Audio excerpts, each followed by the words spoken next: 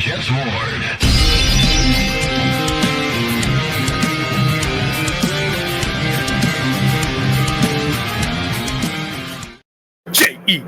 Jets, Jets. What is going on, Jet fans? And welcome back to another episode of the Jets Ward. I am your host, Ryan Ward, and I'm so excited to be back with you guys. I got a fun one for you tonight. But first, if you have been here before, welcome back. You know I love having you guys here in the Jets Ward with me. You make this so much fun, and I'm glad you keep coming back for more fun, fabulous content. I'm glad you're enjoying it. And if you are new here, welcome back, or welcome. Whether you're a Jets fan, a fan of another team, or just a casual NFL fan, you are always welcome here in the Jets Ward. It is a safe space for you. Guys, before we get into the video, just a little bit of information for you. When you come in, make sure you like and subscribe to the channel. Helps my channel get out to more people, gets through the algorithm, and it shows that you're really liking the content, and I'd love for more people to be able to see it as well. Because at this point, around 96% of people who watch these videos are not subscribed. It's easy. Just hit that little subscribe button, that thumbs up button, subscribe to the channel, hit that bell for any notifications of when I post videos, and it'll be all good for you. So it really helps me out, so I appreciate it. But guys, as we know, the Jets have completed their first preseason game against the Green Bay Packers, where they came out victorious 30-10. And it's preseason. So it doesn't count towards an actual schedule or an actual record. But there were a lot of good things that, as Jets fans, we could take away from that game. Things that we really liked. Tanner Engstrand called a really good game. I was very, very nervous about first-time play caller. But he looks like he can be the next up-and-coming offensive coordinator, young offensive coordinator in this league. So I really liked what I saw from him, especially on the first series where Justin Fields marched down the field and took it in for a touchdown himself. I really liked that. So I loved what Tanner Engstrand had to do with this offense. AG holding people accountable, the defense making a lot of boneheaded mistakes, a lot of dumb penalties. AG took people out who caused those penalties and held them accountable, got on them, which I love. Accountability is great. You saw the intensity from our new head coach. But there were also players who really, really shined. Some players that we didn't know much about that shined. Free agent signings, rookies. Some of these guys came out and their stock shot right up in our opinions. But there are other players who really needed to perform well and came up very, very small in this game. And I'm going to talk to you guys about 10 players, 5 who I think stock went up from this game and 5 who I think went down. And to start it, it's obvious who I'm going to start with because this guy had a tremendous game, and he was basically a guy who came out of nowhere. Previously with the Cincinnati Bengals for the past couple of years, we got defensive tackle Jay Tufele.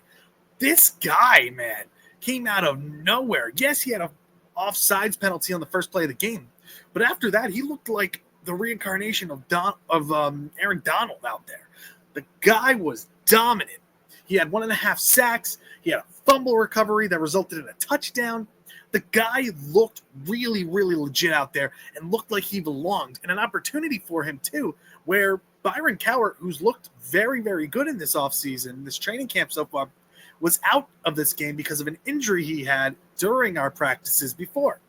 Jay Tufele took that and ran with it. The guy looked awesome out there and looked like he belonged against the starting linemen of the Packers, and even when he continued against the backups too. He looked like he belonged. I was very happy to see this. I was really shocked at how well he did. I hope he can continue. Now all eyes are on him to see if he can continue this upward trajectory. I really liked what I saw from Jay Tufele. He came out clutch in this game and looked really, really good. Good in the run game and good in the pass rushing ability as well. So I was very shocked with how well he did.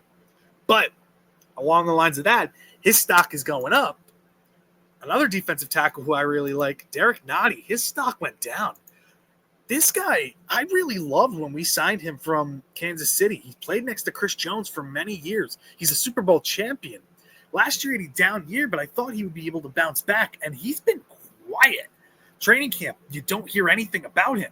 He had the opportunity to perform in the game the other night, and he was gone. He was a ghost. You didn't see anything from him. Jay Tufele came out swinging and showed that he wanted to be here. Derek Nottie hasn't really shown much, and I know that's rough to hear, especially if there are Chief fans who are watching because they hated losing him. But Derek Nottie didn't really do anything in the game last night. He was a ghost. He disappeared. So I'm really disappointed with how he's been going on. Nothing in training camp so far from him, and nothing in the game the other night. He really needs to step up, or he'll be in jeopardy of not even making the team, because there are rumors now that he could be on the chopping block, which I would hate to see because he's a great guy off the field, and I think he could give us something towards the run game on this defense, which we lacked last year. So I really hope he rebounds. I really hope he comes back swinging and performs in the joint practices against the Giants this week. But, man, I really hope he rebounds. Right now, his stock is really down on the New York Jets right now. It's down with fans as well. But continuing on, going to the next guy whose stock is up, I got to give it to the punter, Austin McNamara. Guy has never punted. He's punted in preseason games before, but never in an official NFL game. He was with the Bengals last year. He's bounced around the league, but has never really stuck to a roster. The Jets signed him this offseason, and he was in a punting competition and ended up winning. He's the only punter on the team right now. And in rainy conditions in Green Bay the other night, he looked very good. He had good kick. He had good leg strength. The punts were pretty good. He had one that where one of the Packers players fumbled, Nicole Hardman, who Jets fans know very well. He fumbled one of the punts where it rolled to him and he just couldn't get it. Austin McNamara looked very good, and I was pleasantly surprised. I was happy with him. He did a very, very good job, and I know we don't talk about punters and kickers very often, but he really did well, and I want to give him kudos because I think Jets fans, if he can punt like he did in the game the other night, he can be a very good punter in this league. So I hope this continues. I hope this trajectory continues, and he just gets better and better because he's still a young kid as well. So good job for him, and I hope he just gets better as time goes on. But his stock is really up right now. Good job, Austin McNamara. But going into the next player, I got Malachi Corley. Man, this was a disappointment. This was a game he was supposed to come out and be big in on the second team. And again, didn't really do much. Had one catch for 8 yards. That's not going to cut it. And in special teams, he really didn't do much either. So he's another one who's in jeopardy of not making this team. It's a sad thing to say, but he hasn't performed in training camp yet. He's had some flashes every now and again, but other than that, he's been silent. And in the game the other night, just didn't see anything from him. So Malachi Corley, his stock was down. It's just continuing to tank. And I know there are some fans that still have faith in him, but again, if he doesn't show something quick, he's gone. And I don't think this coaching staff would think twice about it. They didn't draft him, and he just really hasn't performed at all. So Malachi Corley right now, stock is way down on this kid. And it sucks because I think he could be good. He looks like a football player. He's got the size. Well, got the size and he's got the strength, but it's just not clicking for him right now. So right now, Malachi Corley's stock is down. Continuing in the next one, whose stock is up. Fullback Andrew Beck. This was Justin Fields' favorite target on the first drive. And he had some big, big plays. I think we could utilize him as either a tight end or a fullback coming out of the backfield. He really, really shined in the other night. And I think he's going to be very, very good for this Jets team. I think he makes the team. I was nervous. He was the first signing that Muji made. Didn't really know much about him. He was a Texan and then came to the Jets. He looked very good. I was very surprised. I loved what I saw from him. Great job to Andrew Beck and somebody who I can think can stick on this team. I honestly think he's a lock right now. If he keeps up this playing, that's the way he's playing. I think he's a lock. He's been making plays in training camp and looked very, very good in the Packers game the other night. So Andrew Beck's stock going way up. But again, his stock's going up and he can play tight end as well. That means Jeremy Ruckert's stock going way down. I'm not going to lie to you guys. Jeremy Ruckert looked like the worst tight end on the team out there. He did nothing. It's bad when Zach Kuntz provides more to the team than this kid does. And I think Jeremy Rucker can still play. I just don't know what's going on with him. It's just not working. So I honestly think he's in a lot of jeopardy not making this team. And I honestly I think if you carry Andrew Beck, you can carry 2 tight ends with Mason Taylor and Stone Smart, who had a big touchdown the other night as well. Jeremy Rucker, man, has not looked good in the game the other night and in training camp practices. He has not looked good. A lot of drops, a lot of missed blocks. His stock has plummeted at this point. He really needs to rebound very, very quick if he wants to be on this team. Continuing on. Stock up, Donovan Edwards, man. This kid was electric the other night. He could have had over 100 yards rushing. He had broke off a 70-plus yard run that was called back for a penalty.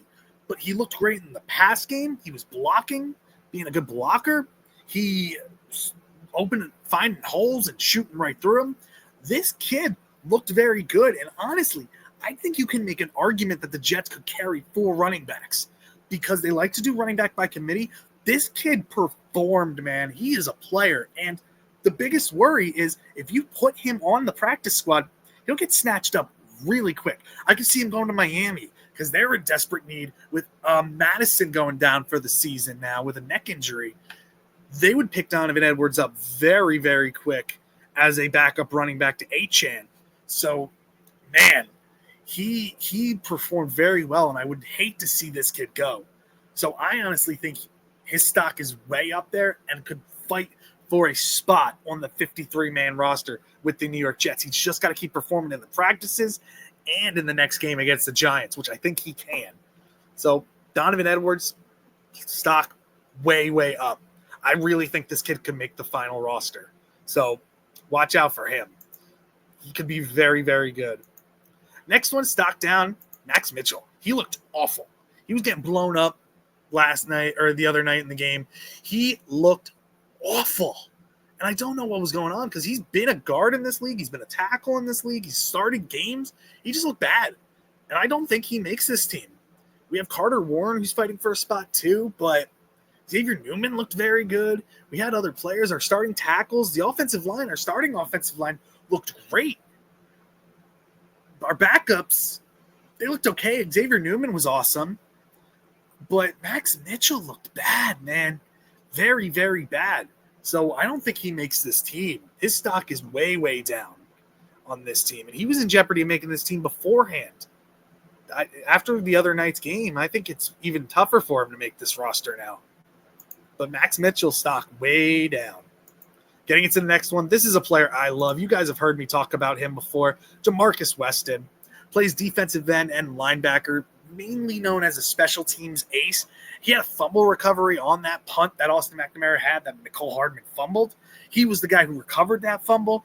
He's a special teams ace. He is so good on special teams, and I think he makes this team because of his ability on special teams. But as well, when he was in coverage, he had a PFF grade of a 60.9. He wasn't bad. He's an athletic kid out of Florida. I think he makes this team. I think he's so underrated. He's an ace on special teams, which gives us more than what McCrary Ball can give and other linebackers that we have on this team.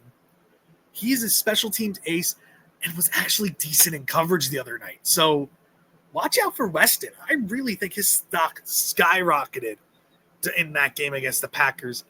I think he can make this team. I really do. I really like him. He was the player that we gave the most guaranteed money to undrafted free agents to, the biggest contract. So watch out for him. I think this team, Aaron Glenn and Wilkes love this kid. I think Banjo does too.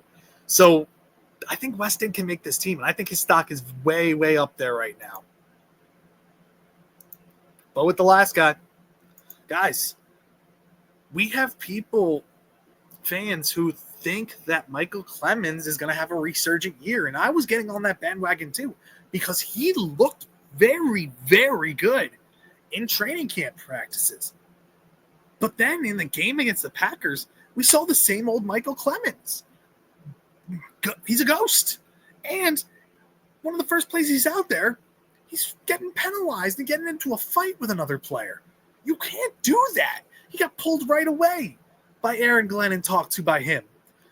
You cannot make those boneheaded mistakes because he has the size and power to be a legitimate run stuffer on that defensive line at the edge position. But when you're going to make boneheaded mistakes like that and cost your team penalty yardage, there's no need for that. This is your year. You're on the last year of your contract, proving that you're trying to fight for a spot on this team. If you keep that act up, I think you're going to cost yourself a spot. I really do. So, Michael Clemens, I think he hurt himself really, really bad in the Packer game. He didn't really do much either, other than that penalty. So, honestly, I think his stock is way, way down. And I want to see him do well. I really do. But, man, I was so annoyed with him in the Packer game the other night. It was bad with that stupid penalty and getting into a fight. It was good. I'm shocked AG let him go back into the game a couple plays later, honestly. It was just a boneheaded mistake by him. But his stock is way, way down. But, guys, that is all I have for you guys right now on the players who I think stock went way up from this game and whose stock went way, way down. If there's any other players you think that I missed, make sure you let me know down in the comments. And again, hit that like button, subscribe to the channel. It really helps me out, and I really do appreciate it. If you're a fan of another team, which players do you think really performed well this past weekend during football? Which players on your team do you think really hurt themselves in their stock value for their team? Let me know down in the comments. And again, guys, thank you so much for joining me in the JETS Jets Ward. Thank you guys so much, and I'll see you in the next one.